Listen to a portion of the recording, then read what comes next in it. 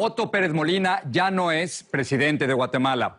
Esta madrugada renunció a su cargo y hoy se presentó ante los tribunales para someterse a la justicia por denuncias de corrupción. Esta es una historia única en América Latina. Los guatemaltecos indignados tumbaron a un presidente. Este año Guatemala cumple una década desde que la agenda anticorrupción se convirtiera en el eje de la agenda pública nacional y casi fuera el motor de toda la vida política, así como la piedra angular de las relaciones internacionales del país. No hay político, diplomático, ONGero, periodista o dirigente empresarial que no se halle inmerso de una u otra forma en este asunto. Así que, a propósito de esta efeméride, vale la pena hacer un recorrido de lo logrado y lo que falta de uno de los ejes transversales de nuestra vida como país. Un eje que pareciera ser el todo de algunas administraciones, la extraña razón por la que por lo menos 2 presidentes ganaron sus respectivas elecciones y el colapso de un ejercicio internacional conocido como la Comisión Internacional contra la Impunidad en Guatemala. De modo tal que en los próximos 4 videos vamos a tratar de profundizar en lo que fácilmente puede entenderse como otra década perdida. Ya sé que en este momento algunos dirán que el término década perdida puede relacionarse más con los 80s, cuando toda la región perdió el tren del desarrollo mundial gracias a grandes deudas, privatizaciones mal llevadas o simplemente la acentuación de la pobreza.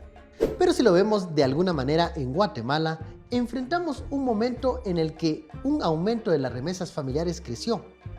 El bono demográfico está llegando a su punto clave y un entorno comercial mundial era propicio, pues las cosas no caminaron tan bien como pudieron ser.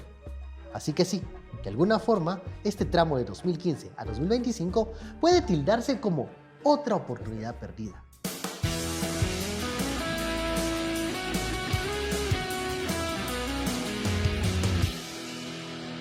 En este video vamos a iniciar con ese 2015 que tantas expectativas generó. ¿De verdad no pasó nada visto a la distancia? ¿Hubo justicia para los casos que en ese momento estallaron? ¿Y qué pasó con los movimientos ciudadanos que inundaron las plazas en contra de la corrupción y que lograron la salida de toda una administración? Pero antes, les recuerdo que se suscriban a El Bencho y que estén al tanto de todos los videos que subimos a diario. Hoy hablar de Otto Pérez Molina es básicamente hablar de un apestado en la política nacional. Defender al expresidente suena a apoyar uno de los momentos más oscuros del país y defender una administración cuyo plan de gobierno era saquear cuanto fondo público pudiera existir. Pero hace 30 años, el general Otto Pérez Molina era el modelo de un militar moderno. Claro, con varias dudas sobre su proceder en el conflicto armado interno y vínculos con las estructuras de contrabando en las fronteras, pero de lo más resaltable que había en las filas verde olivo. El hombre había generado una estructura de información falsa que dio al traste con el gobierno golpista de Jorge Serrano. Se había sentado con la guerrilla y era de los que aceptaban la firma de un acuerdo de paz y tuvo el privilegio histórico de firmar en el Palacio Nacional el acuerdo del 29 de diciembre de 1996.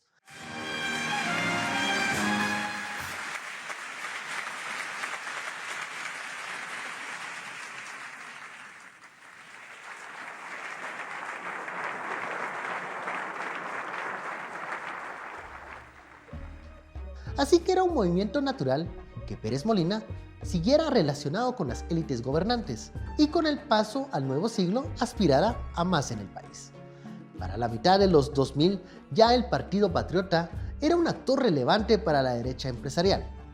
Los altos cargos del ejército y el entorno político en general, básicamente, era el heredero de Ríos Montt que comenzaba su declive en la política luego de perder las elecciones en aquel 2003. Así que cuando ganó la presidencia para el periodo 2012 al 2016, nadie se vio sorprendido. Es más, muchos vieron con buenos ojos que Pérez Molina ganara esa elección cuando toda América Latina caía bajo el encanto de la izquierda de Chávez, Lula y los Kirchner. Eran los tiempos de roba, pero hace obras, y que a pesar de las historias como Un cuento de hadas sin final feliz de José Rubén Zamora, el nivel de tolerancia al saqueo al erario público, la regla, así ha sido y así seguirá siendo. Dejemos por un lado a Pérez Molina y la rampante pero acostumbrada corrupción, que iba ampliando su rango de negocios, pero no creciendo en instituciones, las cuales ya tenía desde mucho tiempo atrás. Desde 2006, el país había suscrito un convenio con Naciones Unidas para crear un ente de investigación para atacar cuerpos ilegales y clandestinos que acosaban operadores de derechos humanos. En un principio se llamaba CICIAX y lo acordó el gobierno de Alfonso Portillo, pero fue defenestrado por la Corte de Constitucionalidad, porque en esa primera ocasión la comisión incluía un cuerpo de jueces que no solo investigaban, sino que también juzgaban a quienes consideraban pertinentes sin pedir permiso al Estado de Guatemala. Visto a la distancia, no sonaba tan mal, pero que en todo caso era inconstitucional. La idea nunca fue bien acogida por las élites nacionales. Los partidos que en ese momento eran protagonistas tenían a Ríos Montt, Otto Pérez, Óscar Berché y Álvaro Arzú como referentes, y no eran de la idea de un modelo en el que los investigadores tuvieran independencia orgánica del resto de las fuerzas e intereses nacionales. Hasta que los 3 diputados del partido Arena que fueron asesinados este lunes por la noche ingresaron a territorio guatemalteco ese mismo día a las 11 de la mañana como parte de un grupo de parlamentarios que viajaban en una caravana custodiada por la Policía Nacional Civil de Guatemala. La caravana ingresó a la ciudad aún bajo custodia, por lo que nadie se explica por qué los diputados nunca llegaron a su hotel y terminaron en las afueras de la ciudad. El secuestro de un grupo de diputados salvadoreños a manos de la PNC y la posterior ejecución de los agentes que mataron a los diputados provocó una indignación nacional, pero básicamente también internacional, que exigió al entorno nacional alguna medida que paliara el escándalo que llevó al cuestionamiento a la alta cúpula de gobernación, vinculada con el capital privado tradicional. Y así fue como nació la CICIG, planteada como un cuerpo de carácter penal para apoyar a un débil ministerio público y reforzar las capacidades de investigación de la Policía Nacional Civil. Para 2008, la comisión comenzó a trabajar con tareas como la investigación de la muerte de Rodrigo Rosenberg, que acusó a Álvaro Colón de mandarlo a matar, y encaminó varias investigaciones contra cárteles de las drogas vinculados con autoridades portuarias, aduaneras y el poder político de ese momento. Esa primera CICIG, la de Carlos Castresana, movió las aguas en distintos sectores y provocó que la vida pública nacional comenzara a moverse en función de grandes casos penales, además de presentar estudios sobre problemas como las adopciones ilegales y la recomendación de varios cambios regulatorios en el sistema de justicia. Fue esa CICIG la que coadyuvó para la creación de varias leyes como la de las comisiones de postulación y acuerpó el reclamo para cambiar la forma de elegir jueces supremos, pues la relación con el poder político era peligroso y dañino. Por cierto, que en esa misma idea fue que Carlos Castresana pidió que Tel Maldana no la eligieran como magistrada para la Corte Suprema de Justicia. Presenté mi renuncia como comisionado de la Comisión Internacional contra la Impunidad en Guatemala ante el secretario general, por las razones que sintéticamente se van a explicar. Esa renuncia fue aceptada, el secretario general me agradeció los servicios prestados, entendió cuáles eran las razones y me pidió que me mantenga al frente de la comisión hasta que sea elegida la persona que debe reemplazarme. Con la salida de Castresana por un escándalo de faldas promovido por sus detractores, llegó al país el fiscal costarricense Francisco Delanez, que encabezó una CICIG más silenciosa y algunos hoy la acusan de errática. Su principal error fue promover un informe de nombre Jueces de la Impunidad, que sin presentar evidencia clara acusó a varios miembros de judicaturas de ser parte del crimen organizado. El acuerdo entre Guatemala y Naciones Unidas establecía la inmunidad para el personal de la CICIG y por lo tanto, Delanez no sufrió consecuencias por dicho informe. Pero el golpe a la entidad fue duro y comenzó un proceso de desgaste que para el gobierno de Pérez Molina planteaba el hecho que la comisión debería de concluir tras un tercer mandato que estaría bajo la responsabilidad de Iván Velázquez Gómez. Para finales de 2014, el entonces presidente Pérez Molina ya pensaba en su retiro de la presidencia. El 2015 sería un año electoral cuya capacidad de movilidad política sería menor. Pero había dejado claro que el tiempo de la CICIG debía concluir. En el Congreso de Guatemala se armó una trifulca, pues el mandatario Otto Pérez Molina confirmó que no se tiene contemplado realizar una nueva solicitud para que la Comisión Internacional contra la Impunidad en Guatemala continúe en el país, y recordó que el plazo finalizará en septiembre de 2015. La oposición pidió que se extendiera el plazo de la comisión por considerar que ha descubierto los vínculos del actual gobierno con el crimen organizado. La bancada oficialista ya no quiere que continúe la comisión, y esto originó la trifulca en el seno del Congreso, donde ambos bandos se enfrentaron verbal y físicamente. El gobierno del Partido Patriota había establecido que el traslado de capacidades al Ministerio Público tendría que ser finiquitado y que las investigaciones trasladadas a la Fiscalía Especial contra la Impunidad, FESI, que tendrían que acelerar las investigaciones de contrabando aduanero, que había sido una de las solicitudes hechas por la Administración Naranja. Era muy claro para ese momento que el gobierno presidido por el militar estaba involucrado en sospechas de corrupción, además de que se designó una Corte Suprema de Justicia afín, una Contraloría General de Cuentas flexible, y en el barrio Gerona había una aliada. Sí, hoy Tel Maldana es conocida por su lucha contra la corrupción, pero en 2014 ella era la candidata oficial para desplazar a Claudia Paz y Paz, y lo concretó con facilidad, pese a las críticas de actores nacionales e internacionales que pedían un segundo periodo para Claudia Paz y Paz. Aldana se reconocía como una activista de centro derecha que nunca desdeñó el apoyo del general Pérez, mientras que el trato con la vicepresidenta Roxana Baldetti era más que profesional. Una anécdota: Baldetti contó que el nivel de aprecio era tal que en su teléfono tenía la foto de perfil de contacto de la nueva fiscal general con una Hello Kitty que identificaba a la recién nombrada como Kitty. Juan Carlos Monzón llegó a mi despacho tratante. Me dijo que tenía un problema. Me dijo que necesitaba que le consiguiera una cita con la fiscal general, la cual yo tenía en mi plan verde, con el seudónimo de Kitty. Tenía la muñequita Kitty, de Hello Kitty. Es más, antes de que estallaran los casos de corrupción, Baldetti envió una vez a su secretario privado a tratar de limpiar un caso de sobrevaloración de granos en donde éste estaba involucrado. Ella lo atendió gustosamente.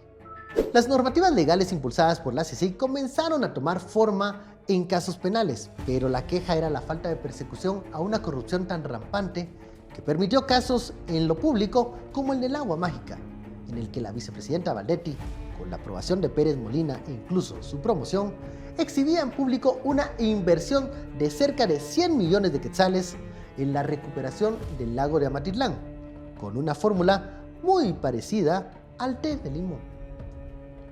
¿Fue entonces la CICIG el paladín de la justicia que hizo cambiar todo? En realidad, sí hay un antes y un después, pero el proceso de caída del gobierno fue lento y muchas veces se dudó de que Pérez Molina perdería todos los apoyos. El presidente, que ahora se queja de una fuerte injerencia de los Estados Unidos, le aceptó a Joe Biden el esconder a Baldetti cuando estuvo de visita por el país.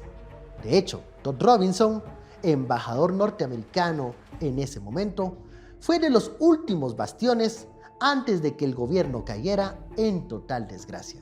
Y quizás, por encima de la CICIG, fueron los Estados Unidos quienes movieron todo para promover la salida de la administración, al sospechar de que la mafia infiltrada en los puertos y aeropuertos colaboraba más de lo usual con las organizaciones del tráfico de drogas que pasaban por el país.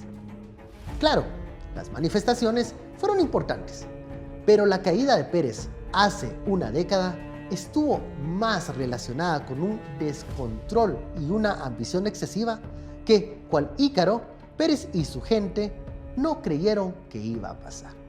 Fue, visto a la distancia, una mezcla de traiciones y torpezas que hoy caen en lo anecdótico, aquella famosa declaración del escape de Juan Carlos Monzón, la colaboración de ECO o las evidentes propiedades que le surgieron al binomio y varios ministros terminaron evidenciando esa voraz hambre por los recursos públicos.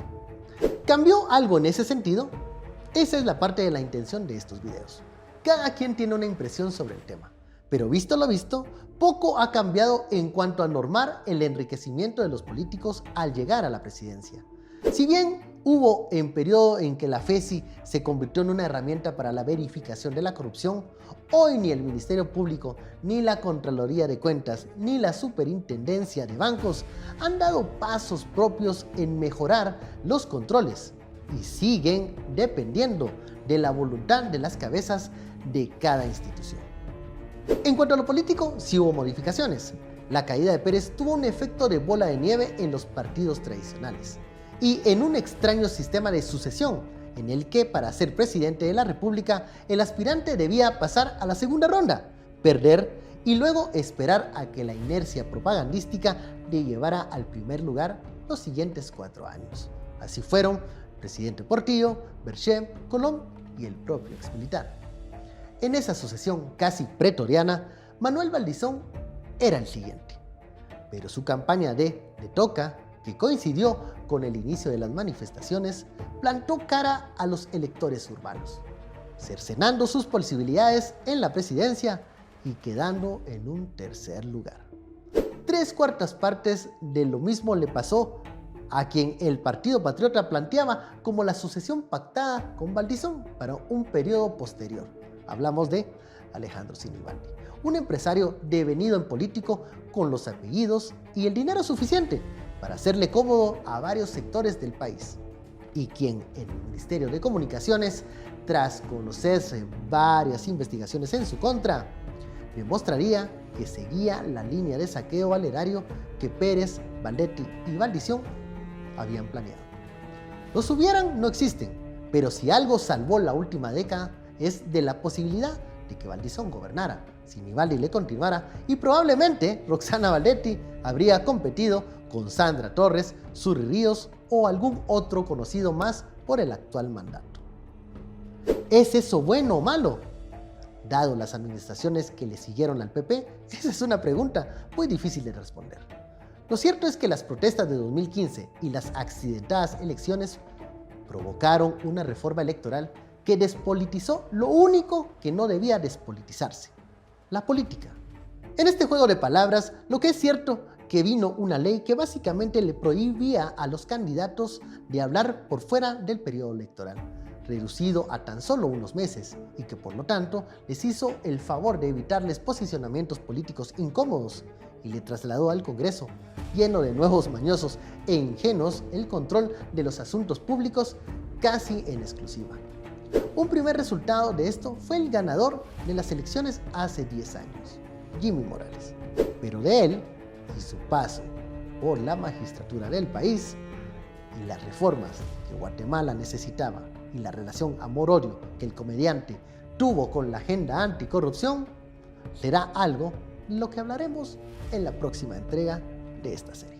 Como pudieron ver, no profundizamos en la crónica de los hechos de 2015 y las anécdotas de muchos de sus protagonistas, pero déjennos en sus comentarios qué piensan y qué esperan de esta serie. Además de dejarnos un like y registrarse si aún no lo han hecho como miembros de esta comunidad.